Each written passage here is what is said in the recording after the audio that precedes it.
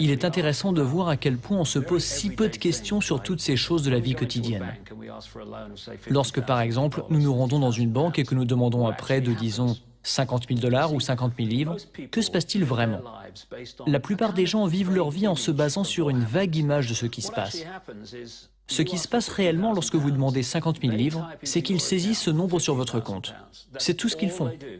Ils ne frappent pas de pièces, ils n'impriment pas de billets, ils ne déplacent pas de métal précieux, ils mettent seulement la somme de 50 000 livres sur votre compte à partir d'un écran d'ordinateur. À partir de ce moment, vous commencez à payer des intérêts sur de l'argent qui n'a jamais existé, n'existe pas et n'existera jamais. Il s'avère que l'argent prêté ne représente en réalité qu'un neuvième de l'argent dont les banques disposent dans leur coffre-fort. Cela est possible grâce à ce que l'on appelle les prêts de réserve fractionnaire. La Réserve fédérale américaine ou la Banque centrale dans tout pays a légalement le droit de fixer le montant qu'une banque doit avoir en réserve. Aux États-Unis, ce montant se situe actuellement autour de 10%. Donc, si vous déposez 10 000 $ à la banque en met de côté 10%, soit 1 000 $, puis prête le reste de votre argent. Pour comprendre le fonctionnement de ce système, admettons qu'une personne vienne à la banque et demande un prêt de 9 000 $ pour l'achat d'une voiture. À ce moment, ce sont les 9 000 $ de votre dépôt d'origine que la banque prête. Dès lors, l'argent n'est plus là.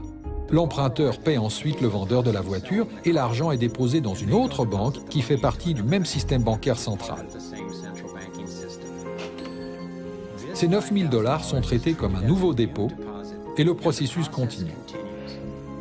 L'argent est à nouveau déposé et prêté jusqu'à ce que le dépôt initial de 10 000 $ se transforme en une somme de 100 000 $. Le système bancaire a simplement créé 90 000 $ en prêtant votre argent.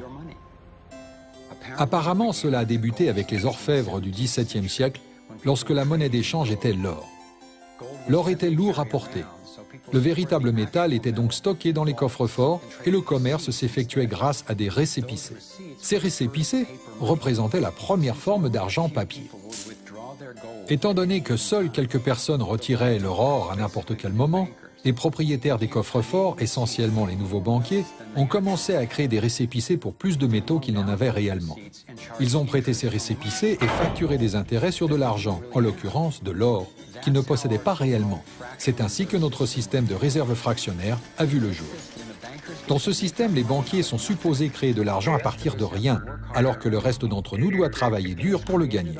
Cela a engendré une forme moderne de servitude, dans laquelle la masse de la société travaille désormais pour s'acquitter de ses dettes auprès des banques.